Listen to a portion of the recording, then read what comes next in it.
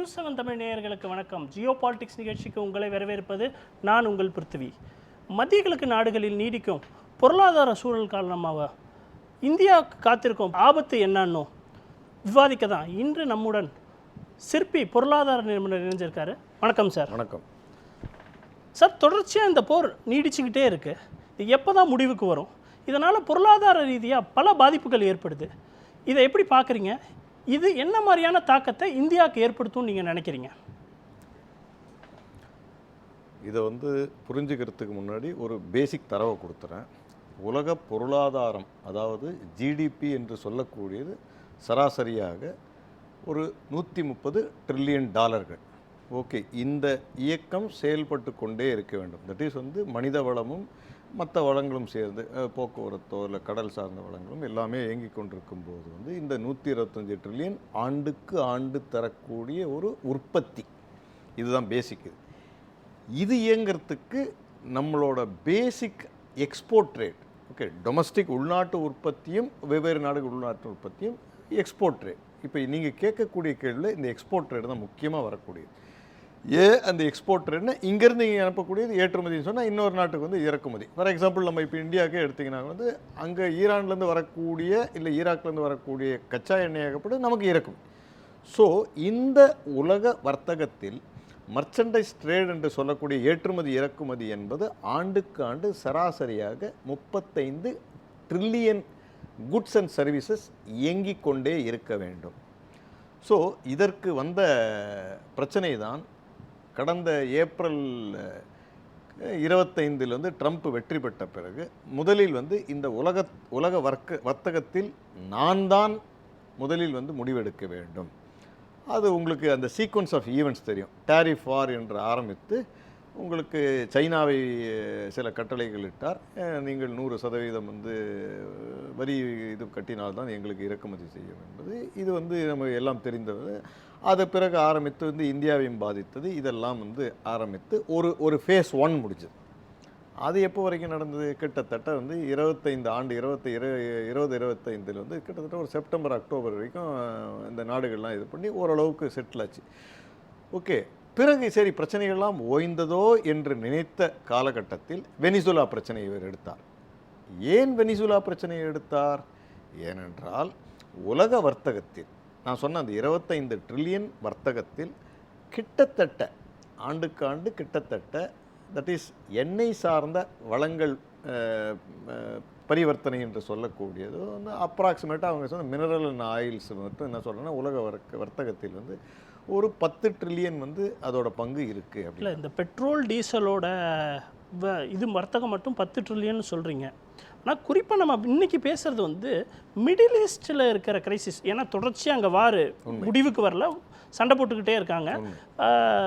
ஈரானும் திருப்பி தாக்குறாங்க. இப்போ இந்த மிடில் ஈஸ்ட் பிரச்சனைனால இந்தியாவுக்கு பெரிய பாதிப்பு என்னென்னா பெட்ரோல் விலை ஏறிக்கிட்டே இருக்குது. உண்மை. கடந்த சில நாட்களில் 8 ரூபா வரைக்கும் ஏறி இருக்கு. இப்போ இதை எப்படி சரி பண்ணுறது?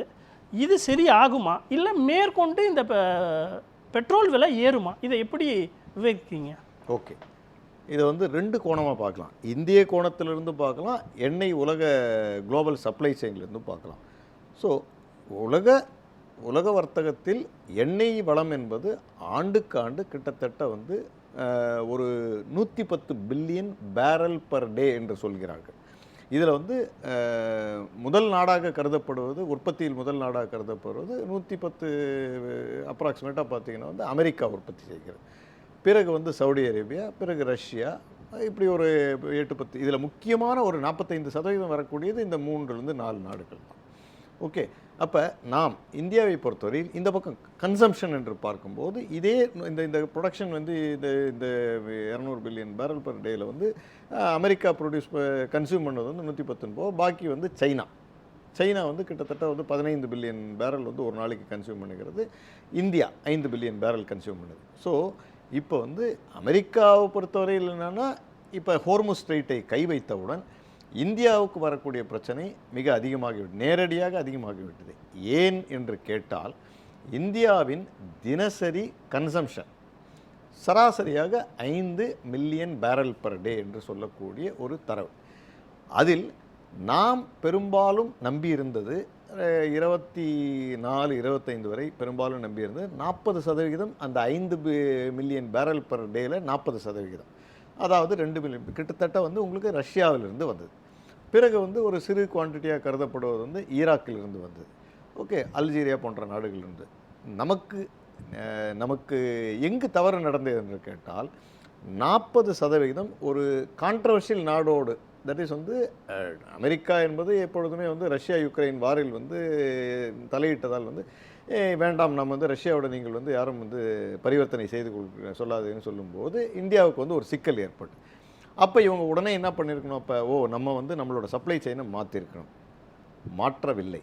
இதில் வந்த பிரச்சனை தான். இல்லை, இப்போ நீங்கள் சொல்கிறது வந்து ரஷ்யாவிலேருந்து நம்ம ஒரு முக்கியமான அளவில் வாங்கிக்கிட்டு இருந்தோம் அப்படின்னு சொன்னோம்.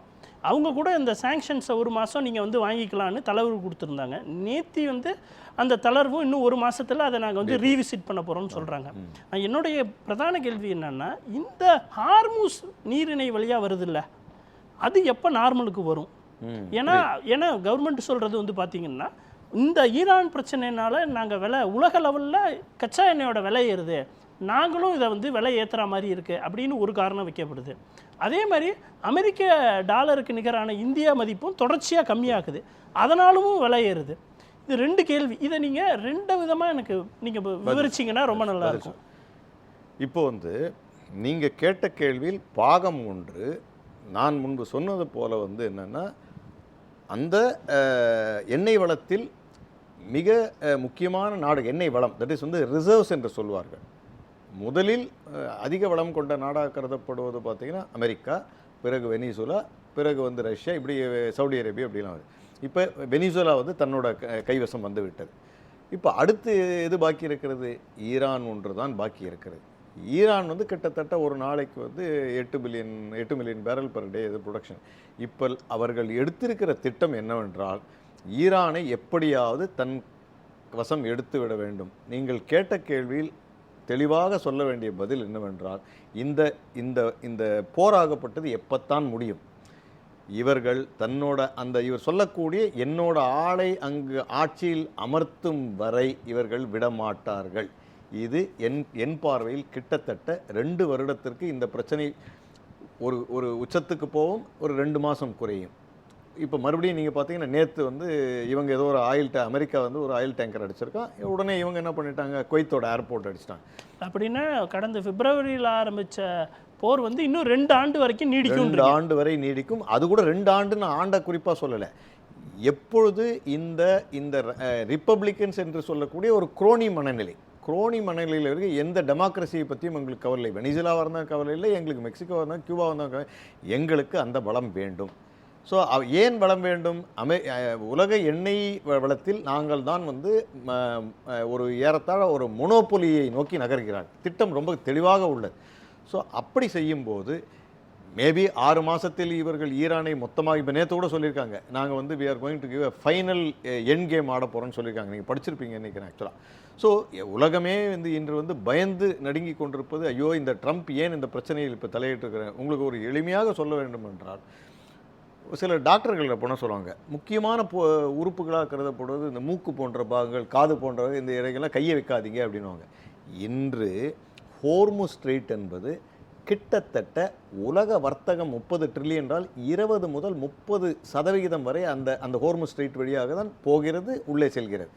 இதை போய் இவர் கை வைத்திருக்கிறார் என்றால் உலகத்திற்கு எல்லாருக்குமே தெரியும், இவர் வந்து மிக ஆபத்தான விளையாட்டை தான் விளையாடி கொண்டிருக்கிறார் என்று. ஆனால் வந்து பிரச்சனை என்னவென்றால் வந்து அவர்களோட மனோநிலை, அந்த குரோனியோட மனோநிலை, ரிப்பப்ளிகன்ஸோட மனநிலை, அவர் கூட பேசக்கூடிய வார் செக்ரட்டரி பேசக்கூடிய எல்லா பேச்சுக்களுமே நாங்கள் ஈரானை முழுதாக, இன்ஃபேக்ட் நீங்களே அந்த ஸ்டேட்மெண்ட்லாம் பார்த்தீங்க, ஒரு சிவிலைசேஷனையும் நாங்கள் அழிக்க போகிறோம்னு சொல்லிட்டு நீங்கள் ஏப்ரல் மாதத்தில் பேசினார். இவங்க வந்து ஈரான் வந்து ஹியூமன் செயினை ஃபார்ம் பண்ணதுனால அடிக்க முடியல. இப்போ நீங்கள் சொல்கிறது பார்த்தீங்கன்னா, உலகத்தில் இருக்கிற மொத்த கச்சா எண்ணெயும் அமெரிக்கா வந்து தான் கட்டுப்பாட்டுக்குள்ளே கொண்டு வரணும்னு தான் நினச்சிட்டு இருக்கு. ஆக்சுவலாக அதுதான் உண்மை. 307 தட் இஸ் வந்து 1.73 ட்ரில்லியன் பேரல்ஸ் வந்து வேர்ல்டோட ரிசர்வ்ஸ். இன்றைக்கி 307 வெனிசுலா கிட்டேருந்து கேப்சர் பண்ணியாச்சு. இப்போ அடுத்து இவங்களுக்கு உறுத்தலாக இருக்கக்கூடிய ஒரே அமெரிக்கா எதிர்ப்பு நாடு என்று சொன்னிருக்கனால யார்? அது ஈரான் மட்டும்தான். சவுடி கூட ஏறத்தாழ வந்து ப்ரோவை போயிட்டாங்க. ஈராக்கு இவங்களோட டம்மி கவர்மெண்ட் தான் இருக்குது. இது உண்மையிலே இது சாத்தியமா? இது ஒரு மல்டிபோலார் வேர்ல்டாக இருக்குது. இப்போ ரஷ்யா ஒரு பெரிய சக்தியாக இருக்காங்க, சைனாவும் ஒரு பெரிய சக்தியாக இருக்காங்க, அமெரிக்காவும் ஒரு பெரிய சக்தி. இந்த 3 சக்திகள் வந்து மல்டிபோலார் வேர்ல்டாக இருக்குது. அப்போ எப்படி அமெரிக்காவால் தன்னுடைய அஜெண்டாவை செயல்படுத்த முடியும்? எப்படின்னா சார், அமெரிக்கா செயல்படுத்த முடியுமா என்பது தெரியாது. அமெரிக்காவுக்கு வந்து ஒரு நிர்பந்தம் வந்துள்ளது. இன்று கிட்டத்தட்ட வந்து அந்த பொருளாதாரம் என்று எடுத்துக்கொண்டீர்களானால் 27 முதல் 30 ட்ரில்லியன் டாலர் வந்து ஆண்டுக்கு ஆண்டு ஜிடிபி செயல்பட்டே தீர வேண்டும். இன்று சராசரியாக பார்த்தீங்கன்னா ஒரு 1.8லேருந்து 2% வளர்ந்து கொண்டிருக்குது. போஸ்ட் கோவிடுக்கு பிறகு பெரிசாக வளர்த்தில்லை. அது மட்டுமல்ல, அவர்களுக்கும் அங்கே இருக்கக்கூடிய எண்ணெய் வளத்தில் அவ்வளோ ஒரு தரமான எண்ணெயும் இல்லை. ஓகே, அமெரிக்காலையும் இல்லை. அதனால் சில எண்ணெய் இங்கேருந்து ஏற்றுமதியாகி அங்கே கச்சா எண்ணெய் வந்து சுத்திகரிக்கப்பட்டு அங்கே இருக்கக்கூடிய, ஏன்னா அவங்க வந்து இருக்கக்கூடிய எண்ணெயாகப்பட்டு லைட் ஆயில் தான் அவர்கள் வைத்திருக்கிறாங்க. ஸோ இந்த லைட் ஆயில் வந்து அவங்களோட பிளான்ட்டுக்கு வசதியாக ஏற்புடையது அல்ல. ஸோ அதனால் வெனிசுலாவை கைவிட்டு விட்டார்கள். ஹெவி ஆயில் போகும்போது இவர்களோட பிளான்ட்டுக்கு ஓரளவுக்கு நல்ல. வெனிசுலாவை கேப்சர் பண்ணதுக்கு காரணமே தங்களுக்கு தேவையான கச்சா எண்ணெயை பூர்த்தி தரமான கச்சா எண்ணெய், தரமான இவர்கள் பிளான்ட்டுக்கு ஒரு ப்ராசஸ் எளிதாக ப்ராசஸ் பண்ணக்கூடிய எண்ணெயை தேர்ந்தெடுத்து விட்டார். அதே நோக்கத்தோடு தான் இன்று இவர்கள் வந்திருக்க. நான் முன்பு சொன்னதை வந்து மனதில் வைத்துக் கொள்ளுங்கள். தட் இஸ் வந்து ஒரு நாளைக்கு இவர்கள் கன்சியூம் பண்ணக்கூடியது கிட்டத்தட்ட 110 மில்லியன் பேரல் பர் டே இவர்கள் உற்பத்தி செய்வதை கன்சியூம் பண்ணி கொண்டிருக்கிறார்கள். ஸோ இப்போ சிலது வந்து இம்போர்ட் பண்ணி பண்ணுறாங்க. முன்னாடி வந்து வெனிசுலாலேருந்து பண்ணாங்க, மற்ற கண்ட்ரிகள்லேருந்து பண்ணால் இப்போ என்னென்னா ஒரு நாடுகளை கையகப்படுத்தும் போது எங்களோட கண்ட்ரோல்லே வந்துடுதுன்ற ஒரு நோக்கு தான் இவர்கள் மனதில் டாப் ப்ரையாரிட்டியாக உள்ளது. அதுதான் முக்கிய காரணமாக கருதப்படுவது. அதுதான் என் வியூகப்படி இந்த 26 வந்து கடினமாகத்தான் செல்லும். இந்தியாவிற்கு எண்ணெய் எளிதில் கிடைக்காது. இந்த மனோநிலையோடு இந்தியா செயல்பட வேண்டும் என்பது என் கருத்து. ஆனால் நம்மளுடைய வெளியுறவுத்துறை சார்ந்த கொள்கை என்பது ஏற்றுமதியிலும் சரி இறக்குமதியிலும் சரி கடந்த 7 வருடம் நான் பார்த்ததில் திருப்திகரமாக இல்லை. அதை தெளிவாக சொல்ல வேண்டுமென்றால், நாம் ஏற்றுமதிக்கு முழுதாக நம்பிவிட்டது கடந்த 8-10 வருடத்தில் அமெரிக்காவையே நம்பிவிட்டோம். நம்முடைய ஆண்டுக்கு ஆண்டு ஏற்றுமதியாக சொல்லப்படுவது, தரவில் சொல்லப்படுவது சுமார் 40 பில்லியன் டாலர் என்று சொல்கிறார்கள். சாரி, ஆண்டுக்கு இல்லை, மாதத்துக்கு. இறக்குமதிக்கு நாம் முழுதும் நம்பி இருப்பது கடந்த 8-10 வருடத்தில் சீனாவை நம்பிவிட்டோம். அது கிட்டத்தட்ட பார்த்தா ஆண்டுக்கு ஆண்டு ஒரு 600 பில்லியன் டாலர் பொருள் நமக்கு இம்போர்ட் ஆகிறது, இறக்குமதி செய்யப்பட கிட்டத்தட்ட 40% சீனாவை நம்பிவிட்டோம். மூன்றாவதாக கருதப்படுவது ரஷ்யாவுக்கு இந்த கொள்கையில் நாம் வந்து விரிவடைந்து ஒரு balanced distribution of oil import from ஒரு 8% வந்து அல்ஜீரியாவிலேருந்து வாங்கிக்கிறதோ, இல்லை நைஜீரியாவிலேருந்து வாங்கிக்கிறதோ, இல்லை வந்து நீங்கள் கனடாவிலேருந்துலாம் நம்ம வாங்கியிருக்க காலகட்டங்கள்லாம் உண்டு. அதனால் வந்த பிரச்சனை ஒன்று. இன்னொரு முக்கியமான பிரச்சனையாக கருத போது ஏற்றுமதியில் இந்த அரசாங்கம் கடந்த 10 வருடமாக கவனம் செலுத்தவில்லை. அதற்கு தரவு சொல்ல வேண்டும் என்றால், கடந்த 2 வருடத்தில் மட்டும் ஏற்றுமதி எவ்வளோ வந்திருக்கிறது, 24, 25, 26, 27 பார்த்தால் ஒரே ஒரு சதவிகிதம் வளர்ந்திருக்கிறது ஏற்றுமதி. ஆனால் இறக்குமதியில் வந்து கிட்டத்தட்ட 10% அதிகரித்திருக்கிறது. அப்படின்னா நம்ம ட்ரேட் சர்ப்ளஸ், வர்த்தக பற்றாக்குறை என்று பார்க்க நீங்கள் கேட்ட கேள்வி அதுதான் இன்று பிரச்சனையாக மாறியுள்ளது. சார், இந்திய வெளியுறவு கொள்கையை பற்றி பேசிக்கிட்டு இருந்தோம். அதில் முக்கிய பகுதியான இம்போர்ட் எக்ஸ்போர்ட்டு என்ன மாதிரியான ரோல் ப்ளே பண்ணுது அப்படின்னு பேசுகிறோம். ஏன்னா இது வந்து ரூபாயோட கனெக்ட் ஆகுது. அமெரிக்க டாலருக்கு நிகரான இந்திய ரூபாய் வீழ்ச்சிக்கும் இது ஒரு பெரிய காரணமாக இருக்குது. ஏன்னா நம்ம பெரிய இம்போர்ட் டிபெண்ட் நாடு, எக்ஸ்போர்ட்டு கொஞ்சம் கம்மியாக பண்ணுறோம். ஸோ இதை எப்படி நம்ம டேக்கிள் பண்ணுறது? ஏன்னா இந்தியாவோட ரூபாய் மதிப்பு குறைஞ்சு கொண்டே வருது. இதை எப்படி சரி பண்ணுறதுன்னு நினைக்கிறீங்க? நம்ம நாடை பொறுத்தவரையில் உற்பத்தி சார்ந்த நாடு. இந்த பேசிக் அண்டர்ஸ்டாண்டிங் இருந்தாலே எல்லாமே புரிஞ்சிடும். ஏன் உற்பத்தி என்றால் 2004க்கு முன்பே இந்தியாவோட கட்டமைப்பே வந்து உற்பத்தி சார்ந்த நாடு, ஏற்றுமதி சார்ந்த நாடாக ஒரு கட்டமைக்கப்பட்டது. அது வந்து தொழில்துறையில் வந்து கார் உற்பத்தியாக இருக்கட்டும், ஷிப் பில்டிங்காக இருக்கட்டும், டெக்ஸ்டைலாக இருக்கட்டும், கெமிக்கல்ஸாக இருக்கட்டும், அக்ரி ப்ராடக்ட்ஸ், இந்த ஒரு பேசிக் அண்டர்ஸ்டாண்டிங் வந்து போயிடுவோம். இப்போ நம்மளோட பொருளாதாரமாகப்பட்டது உங்களுக்கு தெரியும், ஒரு கிட்டத்தட்ட வந்து ஒரு 320 இல்லை 350 லட்சம் கோடிகள். அதை வந்து ட்ரில்லியன் சொன்னால் $4 ட்ரில்லியன் பர் இயர்னு சொல்லியிருக்காங்க. க்ரோத் ரேட் வந்து 6%. ஸோ இதில் வந்து நமக்கு தொடர்ந்து இந்த கடந்த 10 வருடமாக இருக்கக்கூடிய பிரச்சனை என்னவென்றால் நாம் ட்ரேட் டெபிசிட்டாக தான் இருந்து கொண்டிருக்கிறோம்.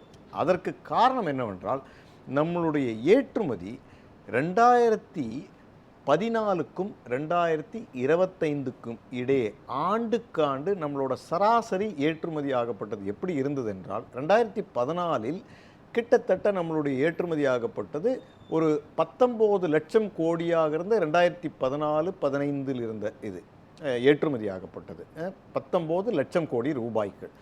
2024-25இல் இது வந்து ஒரு அந்த ஃபினான்ஷியல் இயரில் பார்த்தீங்கன்னா அப்ராக்சிமேட்டாக 38 லட்சம் கோடி ரூபாய்கள் என்று சொல்கிறார். ஸோ தட் மீன்ஸ் வந்து ஒரு டபுள் ஆயிருக்கு. கரெக்டாக சொல்லணும்னா 100% growth 10 இயர்ஸில் 10% growth காமிச்சிருக்கு. இந்த புரிதல் இருக்குன்னு நினைக்கிறேன். இப்போ 2004க்கும் 2014க்கும் இடையே, தட் இஸ் வந்து ப்ரீ பிஜேபி பீரியடுக்கு இடையே பார்த்தீங்கன்னா நம்மளோட 2004இல் ஆண்டுக்காண்டு இருந்த ஏற்றுமதியாக சொல்லப்படுவது சராசரியாக 3.5 லட்சம் கோடி 3.5 lakh crore rupees-ஆக இருந்த நம்மளோட ஆண்டுக்காண்டு ஏற்றுமதி ஆகப்பட்டது 2014 வரும்போது கிட்டத்தட்ட நம்மளோட ஆண்டுக்காண்டு ஏற்றுமதி என்று சொல்லப்படுவது 20 லட்சம் கோடி ரூபாயாக இருந்தது. தட் மீன்ஸ் வந்து கிட்டத்தட்ட வந்து ஒரு 6 மடங்கு 5.5லேருந்து 6 மடங்கு இருக்குது 600% growth.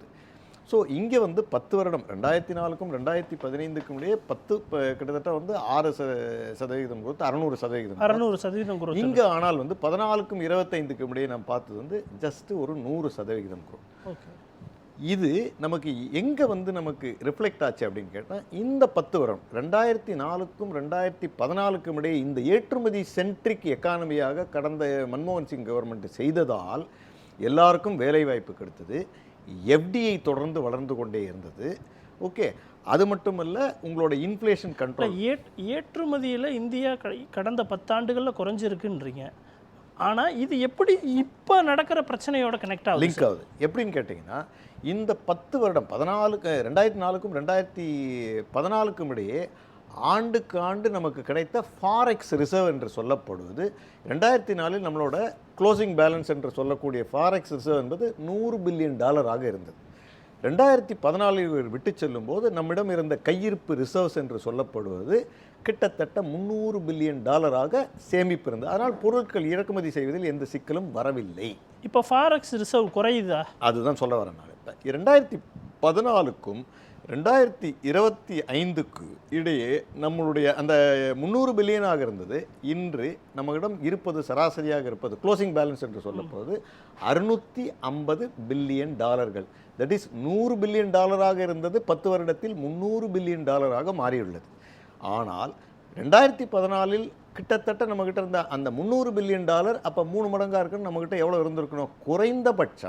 குறைந்தபட்சம் நம்மிடம் இருந்திருக்க வேண்டியது $900 பில்லியன் இருந்திருக்க வேண்டும்.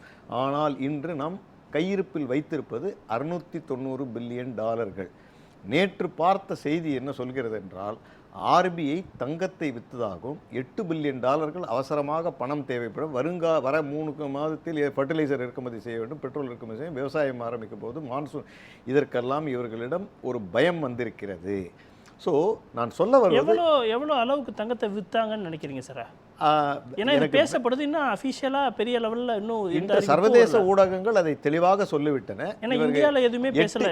சராசரியாக $8 பில்லியன் ஒர்த் ஆஃப் கோல்டு விற்றுருக்காங்கன்றாங்க. அப்ராக்சிமேட்டாக இன்டர்நேஷனல் ரேட்டில் பார்த்தீங்கன்னா பர் கிராம் வந்து இவங்க விற்றுருப்பது 24 கேரட் தான் விற்றுருப்பாங்க. 24 கேரட் என்பது இன்னைக்கு எனக்கு தெரிஞ்சு தங்கத்தை விற்கிறது வந்து தங்கத்தோட வரவு உள்ளே வர்றது நல்லது தானே சார்? இல்லை, டாலர் வாங்கியிருப்பாங்க. தங்கத்தை விற்று இவர்களிடம் டாலர் கையிருப்பு இல்லை. பிரச்சனை கேட்டீங்களே, கோர் கேள்வி அதுதான். ஏன் இந்தியா இந்த பிரச்சனைகளை, இந்தியாவுக்கு மட்டும் இந்த பிரச்சனை வந்து ரொம்ப அதிகமாக உள்ளது ஏன் என்று கேட்டால், குறிப்பாக நம்மளிடம் வரக்கூடிய 3 மாதங்கள் 6 மாதங்கள் வரக்கூடிய சவால்கள் சப்போஸ் இப்போ வந்து பெட்ரோலோட விலை இன்டர்நேஷ்னல் ரேட்டு இன்றைக்கி 96 ரூபா வச்சுக்கோங்களேன். ஓகே, சாரி $98 பர் பேரல்னு வச்சுக்கோங்க.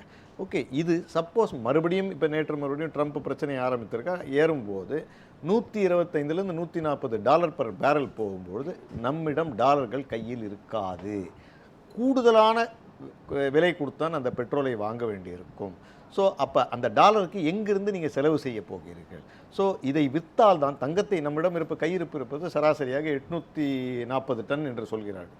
அந்த 840 டன் ஆர்பிஐயிடம் இருக்கும் தங்கத்திலிருந்து நம்ம இந்திய நாட்டிலேயே உள்ளது. அந்த இதிலிருந்து ஒரு சின்ன போர்ஷனை எடுத்து விற்று தான் இன்றைக்கி டாலரை வாங்க. வேறு எப்படி நீங்கள் வாங்குவீங்க டாலரை? ஏதோ ஒரு பொருளை கொடுத்தானே பணம் பரிமாற்றம் பண்ணி தான் நீங்கள் வாங்குவீங்க. இந்திய அரசு தங்கத்தை விற்குதுன்னு சொல்லும்போது, ஏன்னா பிரதமர் மோடி வந்து மக்கள் வந்து கடந்த ஒரு வருஷத்துக்கு மொத்தம் இந்த தங்கத்தை வாங்குறத குறைச்சிங்கன்னு கடந்த முறை பேசும்போது சொல்லியிருந்தார். அதே மாதிரி தங்கமோட விலையும் கிட்டத்தட்ட இப்போ கிராம் 15,000 அளவுக்கு வந்துருச்சு. தங்க விலை இன்னும் ஏறும்னு நினைக்கிறீங்களா? தங்கத்தின் சைக்காலஜி எல்லாரும் புரிந்து கொள்ள வேண்டும். ரெண்டு இருக்குது ஆக்சுவலாக. தங்கம் வந்து ஒரு டிமாண்டு பேஸ்டாகவும் இருக்கும், எக்கானமி பேஸ்டாகவும் இருக்கும். எக்கானமி நிற்கும்போது சரி, நீங்கள் பார்த்தீங்கன்னா பிப்ரவரி மாதம் இந்த பிரச்சனை இவர் வந்து என்று ஹோர்முஸில் கை வைத்தாரோ அன்று உலக பொருளாதாரம் நின்றது. ஏன் நின்றது? ஏனென்றால் கிட்டத்தட்ட உலக வர்த்தகத்தில் ஆயில் என்பது மிக முக்கியமான பொருள், கெமிக்கல் ரசாயனம் என்பது மிக முக்கியமான பொருள். அது மட்டுமல்ல, மற்ற உதிரிப்பாகங்கள், போக்குவரத்து, கப்பல் போக்குவரத்து முக்கியமானது.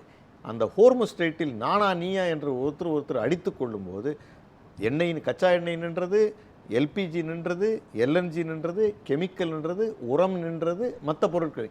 இன்று நிலைமை கிட்டத்தட்ட இந்த 6 மாதத்தில் சிறிய நாடுகளாக கருதப்படும் அல்ஜீரியா, சப்சஹாரன் டெசர்ட், ஸ்ரீலங்கா போன்ற நாடுகளில் பிரச்சனை மிகவும் அதிகமாகியுள்ளது. ஏனென்றால் உற்பத்தி பொருட்கள் இல்லை, ரா மெட்டீரியல்ஸ் இல்லை.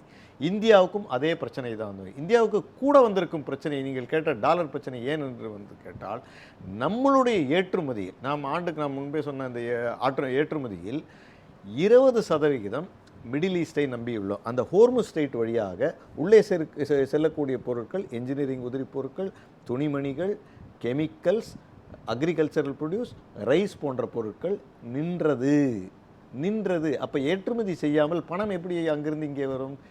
அதனால்தான் இவர்களுக்கு இந்த பிரச்சனை இன்னும் அதிகமாகும். மறுபடியும் ட்ரம்ப் ஹோர்முஸில் கை வைத்தால் இந்தியாவுக்கு வரக்கூடிய பிரச்சனைகள் மிக மிக ஆபத்தான பிரச்சனைகள். இல்லை, இப்போ இந்தியாவோட பணத்தோட மதிப்பு, ரூபாயோட மதிப்பு குறைஞ்சிச்சுன்னா மக்கள் ஆட்டோமேட்டிக்காக போய் தங்கத்தில் இன்வெஸ்ட் பண்ணுவாங்க. ஏன்னா தங்க விலை ஏறுதுன்றதொட்டு உண்மை. அது வந்து ஒரு நல்ல சொல்யூஷனாக இருக்குமா? மக்கள் போய் தங்கத்தில் இன்வெஸ்ட் பண்ணுறது சரியா? ஏன்னா விலை ஏறிக்கிட்டே இருக்குது. இல்லை, நீங்கள் வந்து எப்படி பார்க்கணுன்னா, மக்கள் வந்து தங்கத்தில் இன்வெஸ்ட் பண்ணலாமா வேணாமா இப்போ இருக்கிற சூழலில்? எப்படின்னா வந்து லாங் டேர்ம் மைண்டில் வைத்து செய்ய வேண்டும். தங்கத்தில் இன்வெஸ்ட் பண்ணுவது சேஃப் அசட் என்று இருந்தாலும் இப்போ சராசரியாக வந்து world gold council, bank of America எல்லாருமே சொல்வது என்னவென்றால், இந்த வருட கடைசிக்குள், இந்த கேலண்டர் இயர், இந்த டிசம்பருக்குள் தங்கம் நிச்சயமாக ஒரு ஒரு அவுன்ஸ் என்று சொல்லக்கூடிய சர்வதேச ரேட்டாக கருதப்படுவது இவர்கள் சொல்வது கிட்டத்தட்ட 5000 முதல் 5500 dollar per troy ounce. Troy ounce என்றால் 31 கிராம் தான் ஒரு ட்ராய் அவுன்ஸ். ஸோ அதில் எந்த மாற்றம் கிடையாது. நீங்கள் கேட்ட கேள்விக்கு இன்னொரு பதிலும் சொல்கிறேன். தங்கத்தில் என்னால் முதலீடு செய்யவில்லை என்றால் சில்வரையும் இவர்கள் சொல்வது என்னவென்றால், இந்த ஆண்டு கடைசிக்குள் நிச்சயமாக $70 பர் ட்ராய் அவுன்ஸ் போய்விடும் என்று சொல்கிறார்கள். இந்த ரெண்டுமே சிறப்பான முதலீடுகள். ஆனால் இன்று பொருளாதாரம் நிற்கும்போது திடீரென்று ஒரு $300 முதல் $500 தங்கம் வீழும். அதை கண்டு தனி மனிதன் பயந்து விடக்கூடாது. தங்கம் என்பது ஸ்பெக்குலேட்டிவ் கமாடிட்டியில் சேஃப் ஹேவன் அசட் என்று சொல்வார்கள். அப்படி என்றால் தொலைநோக்கு அடுத்த 2 வருடம் முதல் அடுத்த 5 வருடத்திற்கு தங்கம் வந்து 2 மடங்கு முதல் 3 மடங்கு உயர வாய்ப்புள்ளது என்பதை மக்கள் தெளிவாக வைத்துக் கொள்ள வேண்டும். செய்திகளை கேட்டு பயந்து விடக்கூடாது. இறுதியாக ஒரு கேள்வி கேட்குறேன். இந்த பெட்ரோல், டீசல் ப்ளஸ் எரிவாயு, எல்பிஜி பிரச்சனை, இதெல்லாம் எப்போ ஒரு முடிவுக்கு வரும்? எப்போ ஒரு ஸ்டாக்னட்டுக்கு வரும்? ஏன்னா தொடர்ச்சியாக மக்கள் வந்து இப்போ எரிவாயு டிமாண்ட் வரும், கேஸ் டிமாண்ட் வரும்னு பேசப்படுது. அதே மாதிரி இப்போ பெட்ரோல் டீசலோட விலை ஏறும்னு பேசுகிறாங்க. இது இறுதியாக உங்கள் பார்வை என்ன? இதை எப்படி மக்கள் சமாளிக்கிறது? இதை வந்து சுருக்கமாக சொல்லணும்னா வந்து நான் இதுக்கு ஒரு தரவு எடுத்துக்கிறேன். பக்கத்து நாடாக கருதுகிறோம் சீனாவை ஒரு உதாரணமாக எடுத்துக்கொள்ளலாம். கடந்த ஆண்டு குறிப்பாக அவர்கள் சொல்வது என்ன, 2025 சர்வதேச கச்சா எண்ணெயின் விலை வந்து $40 முதல் $60 வரும்போது இவர்கள் ஸ்டாக் பைலிங் என்ற ஒரு ஸ்ட்ராட்டஜியை அடாப்ட் பண்ணார்கள். ஸ்டாக் பைலிங் என்று சொல்லும்போது அடுத்த ஓராண்டுக்கு வேண்டிய எண்ணெயை சேகரித்து கொண்டே வந்தார்கள். அதுவும் ஒரு நாடை நம்பி செய்யவில்லை. கிட்டத்தட்ட கனடா முதல் வெனிசுலா 15 நாடுகளிடம் சொற்பமான 5% தங்களோட தேவை 15 மில்லியன் பேரல் பர் டே வருகிறது என்றால் அதை ஒரே நாடாக நம்பியிராமல் இவர்கள் 15 முதல் 20 நாடுகள், இந்தியா செய்து கொண்டிருக்கும் தப்பு குறிப்பிட்ட நாடுகளை நம்பிக்கொண்டிருக்குது. கடந்த வரலாறுகள் சொன்னது 2004க்கு முன்பு சொல்வதை பார்த்தால் நாம் மலேசியாவிடம் எண்ணெய் இறக்குமதி செய்திருக்கிறோம், நாம் இந்தோனேஷியாவிடம் இறக்குமதி செய்திருக்கிறோம், நாம் அல்ஜீரியாவிடம் செய்திருக்கிறோம், நைஜீரியாவிடம் செய்திருக்கிறோம், கனடாவுடன் இந்த நாடுகளை எல்லாம் நாம் ஏன் என்று புறக்கணித்து நிற்கிறோம். இதை செய்தாலே நீங்கள் கேட்பதற்கான பிரச்சனை மிக மிக எளிதாக முடிந்துவிடும். 6 மாதத்தில் இந்த பிரச்சனைக்கான முடிவு கிடைக்கும். இதில் கொள்கை ரீதியாக இவர்களிடம் சில தயக்கங்கள் உள்ளன. மலேசியாவுடன் பரிவர்த்தனை செய்வதா வேண்டாமா? அதனால் இதை எப்படி இவர்கள் அணுகுமுறை செய்ய போகிறார்கள் என்பது இவர்கள் கையில் தான் உள்ளது. நம் வெளியுறவு கொள்கையினால தான் இதை எப்படி டீல் பண்ணுற போகிறோம், எப்படியெல்லாம் நம்மளோட ஃபாரின் பாலிசியை மாற்றுறோமோ அது இந்த பிரச்சனைகளை தீர்க்கும்னு சொல்கிறீங்க. நேரத்தை கொடுத்து இந்த நிகழ்ச்சியில் பங்கேற்றதுக்கு மிக்க நன்றி சார். நேயர்களே, மற்றும் ஒரு நிகழ்ச்சியில் சந்திக்கலாம். நன்றி, வணக்கம்.